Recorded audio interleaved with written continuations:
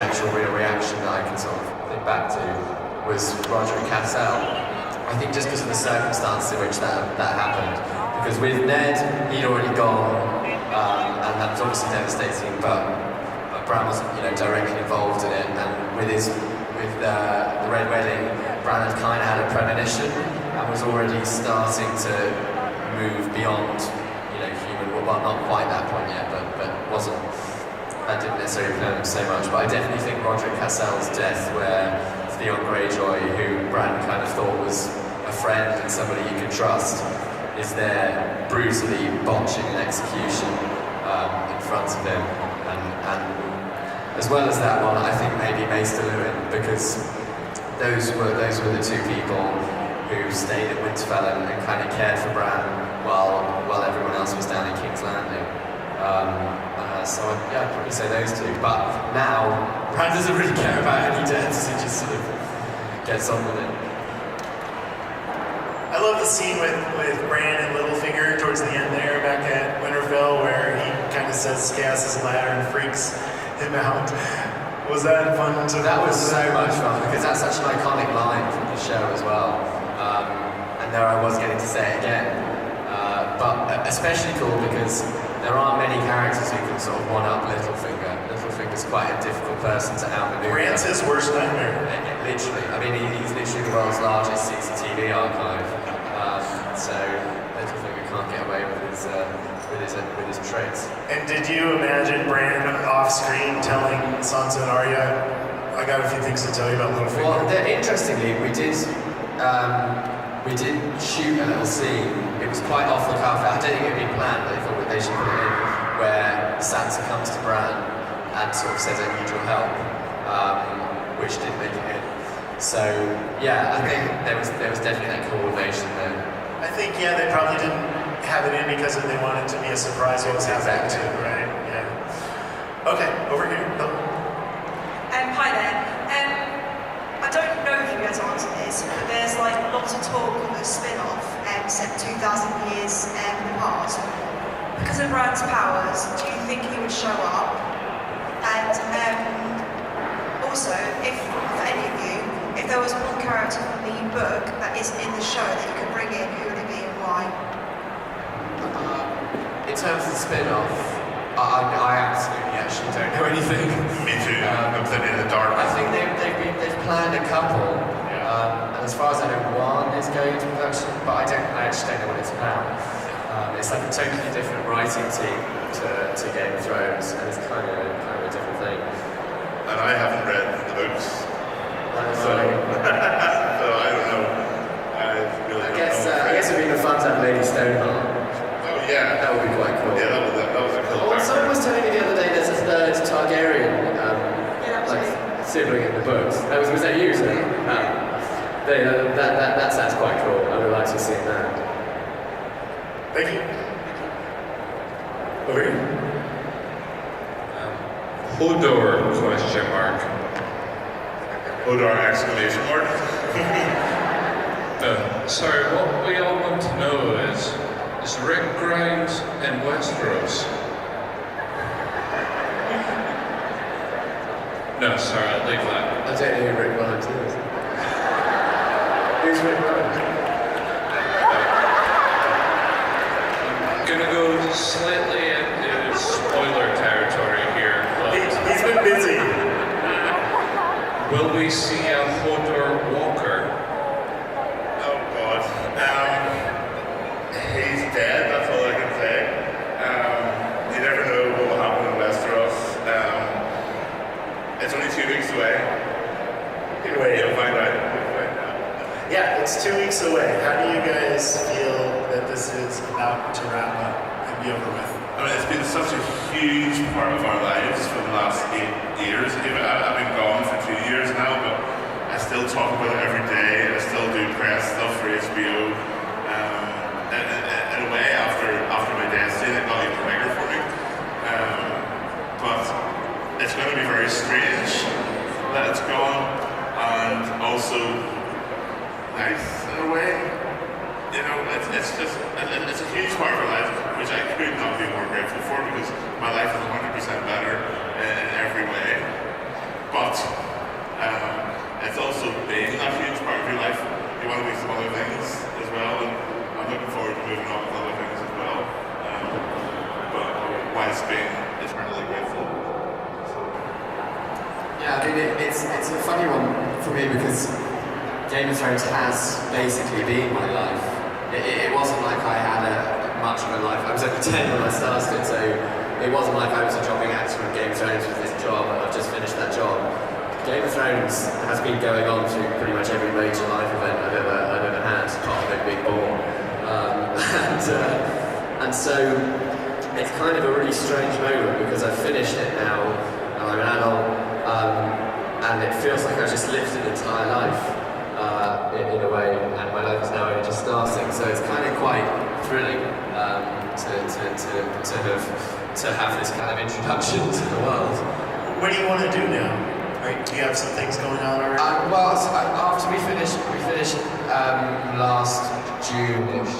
I've kind of just chilled out since then and enjoyed, because this has been the first time in 8-9 years where I've neither been at school nor working on Game of Thrones. So this is actually the first bit of time off, as it were, I've had in a while. So I just enjoyed doing nothing for a bit, but kind of looking for the next job now, really. I'm back off to university in September to go and study for a bit. Do you want to do something completely different? Definitely. It'd be nice to, I've been thinking more and more about what I watch all the time. I tend to watch comedy, which I think would be a nice, refreshing break from swords and sex and dragons.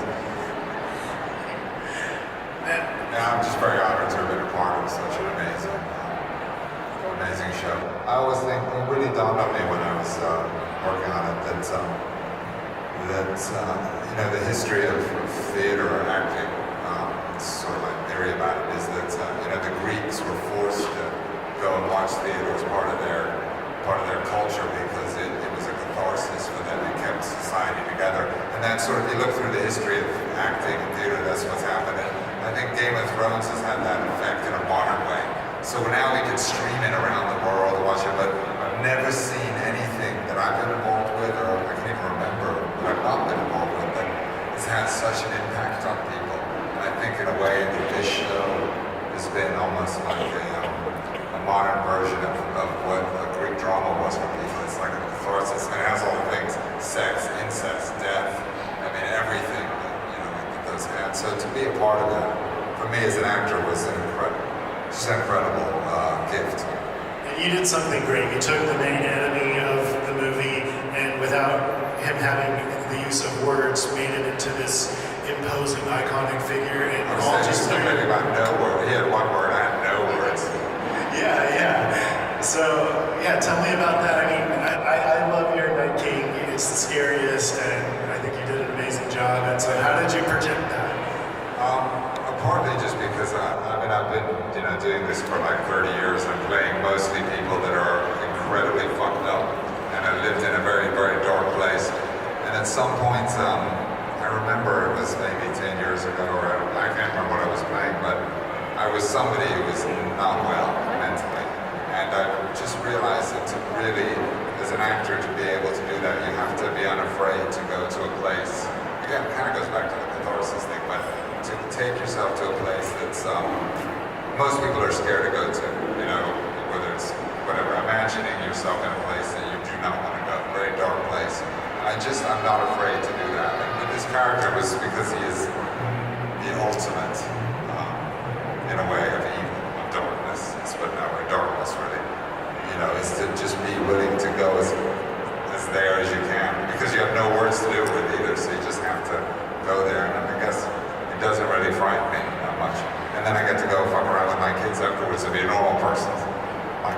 Be a fun dad. We'll talk a little bit about the stillness. That's important, right? I mean, partly I have to sit in the chair for 6 hours putting the makeup on, so that taught me a lot about stillness. I mean, I meditate. I've always meditated a lot. I meditate a couple times a day, and all of that really helped with this character. But when I got ready for him, I would literally take 6 hours, and I couldn't fall asleep or anything because I had to move around a bit.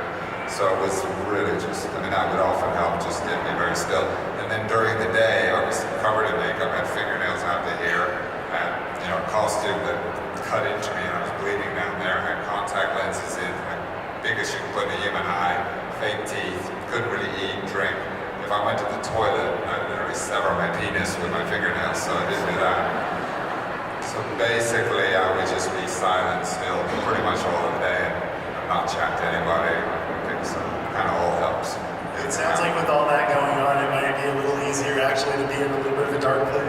Exactly, that kind of makes you in a dark place. It's like I'm dying to take a pee, but if I did, they'd have to shut the production down while I literally got unwrapped, and I'm too shy to like come out of the porta potty with 1,000 extras that would have me. So.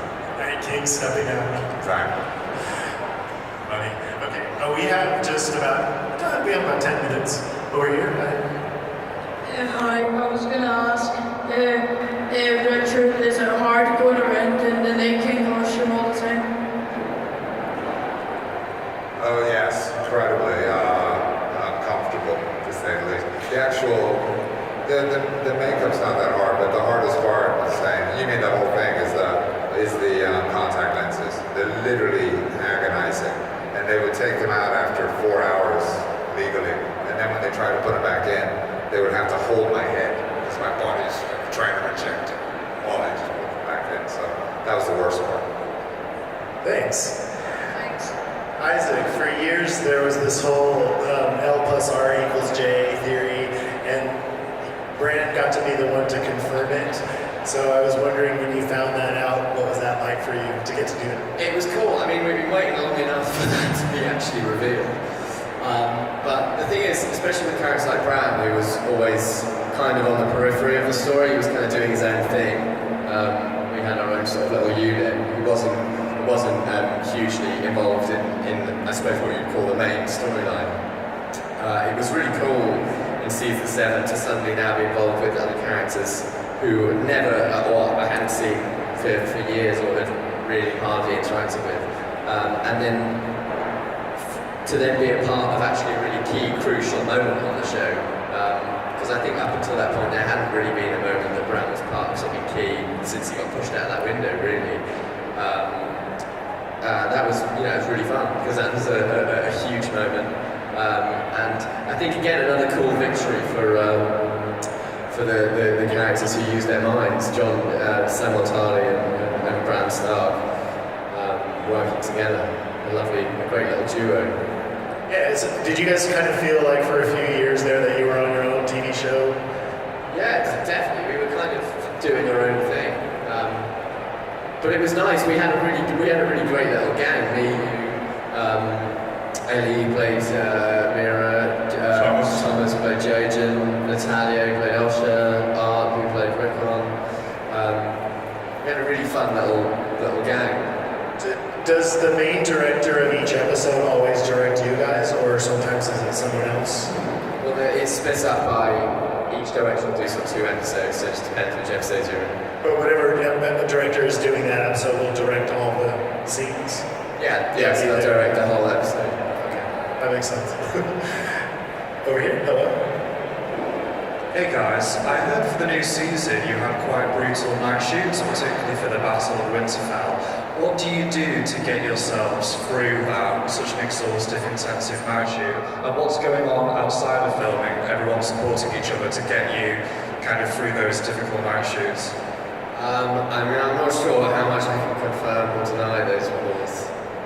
But What we about the have difficult done night shoots before In the past, which are but, incredibly tricky things, especially if you're doing them for a couple of nights in a row, because the most depressing thing is you get in the car on a Friday and it's you're coming in at about 4 or 5 p.m. just as everyone's coming home from work for the weekend, and there you are going to sit in the freezing cold. But night shoots are brutal. You're totally removed from the real world. Nobody's up. It's not like you can just text a mate or catch up or whatever. You are kind of isolated. But yeah, we didn't have too many. Not too many, but we did have some terrible weather. That's Belfast. Yeah, Belfast isn't the Côte d'Azur. It's quite rough sometimes. Are you cold in your outfit, Richard?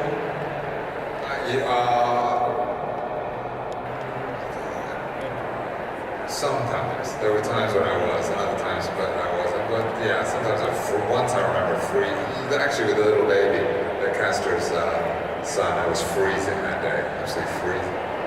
I think I speak for everyone at Game of Thrones when I say I don't think I've ever been a comfortable temperature. Never. I've either been freezing or boiling.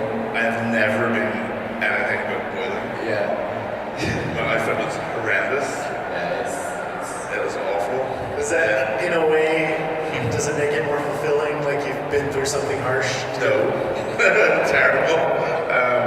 They kept adding layers to my costume And to every be year. fair, we complain about it, but we take care of it incredibly well. Oh, yeah. And it's not that much of a No, hardship at the end of the day. it's not like a huge problem really, but it is uncomfortable. Yeah. We have time for just a few more questions over here. Hi.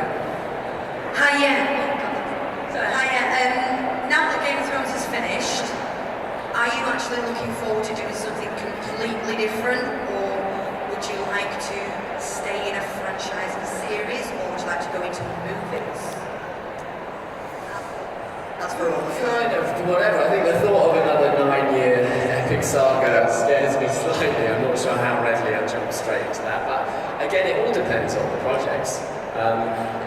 Back when Game of Thrones was being cast, I think a lot of people probably read it and thought, oh, that's TV, that's probably not going to be very good.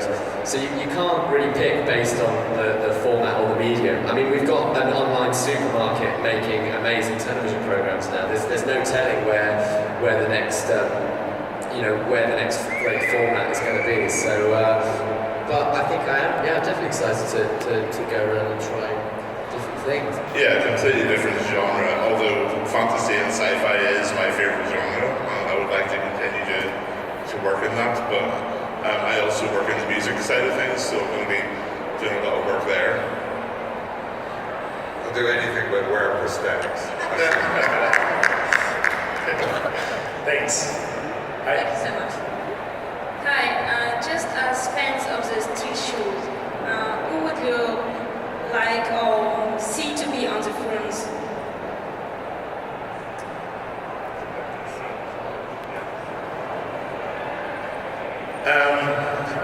I think I always say a similar answer for this because I just love the character, and I think Westeros deserves someone fair and nice for a change. I don't think it's ever happened before. I would like to see Bran of Tarth on the throne. I think she's an incredible character. Would be a wonderful queen. I like Hodor on the throne. I think it'd be a very peaceful kingdom. They resurrect me first. Yeah, zombie Hodor on the throne. Me. Could happen. Thank you. Hello. Hi, my question is for Isaac. I was wondering, sorry, okay. I know that you said you were 10 years old when you started Game of Thrones. I was wondering, when you were that young, did you understand like the context of what you were actually filming? Because obviously Game of Thrones is a very mature show, for a 10-year-old at least. I didn't know what was going on. Because you can't really be in it and do anything convincing if you've actually got no idea what's going on. You have to a certain extent, be involved in it. I did pretty much know the context of it all. But I think because it was explained, it wasn't like I was watching it and just watching the show and had no involvement in it, because I think that probably would have been a bit disturbing if I were literally just watching it as a 10-year-old and saw all these disturbing things happening. But because I was a part of the process and I saw how it's made and I was there at the table reads where you see the intentions behind the words, it wasn't, I don't think it's fucking out. And also, not to speak out of church about you, but you were always a very curious and inquisitive child, very intelligent, really intelligent, like years above his age group. So I don't think it's the kind of child you can sort of bundle away and hide things from. You really wanted to find out. So you have to sort of know what was happening. Do you feel like a father figure to him? More of a big brother. Definitely. Yeah, more of a big brother, yeah. Okay, one more question. Over here. Hi. Hi, my name's Matt. This is my first convention. Welcome. I read that there's a 45-minute battle sequence in the last episode. What was it like to film some of the bigger battle sequences? In the previous episodes. Can't really talk. In the previous episodes. Well, I haven't been involved in any of them, so you're asking the wrong person, right? In Hodder, that was, how long was that? That was probably... I think it was like 20 minutes. 20 minutes, yeah. I mean, it was incredible. I think the rehearsal was a couple of weeks, just on that alone, and then they shot. I mean, for a TV show, it was an incredible amount of money spent, but also time to film it. And then, of course, we had hundreds and hundreds of extras and the CGI. I mean, it's really extraordinary. I mean, you'll do a TV show and shoot it in a week or 10 days typically, and it'll just be fast. But that was so much work, both behind the camera and in front of the camera, to create kind of an epic 20 minutes. It's really quite extraordinary. It's extraordinary. Everybody involved is incredibly hardworking and talented. It's an amazing episode. Can't wait to see what you guys have in store for us in season 8. Everybody, let's go.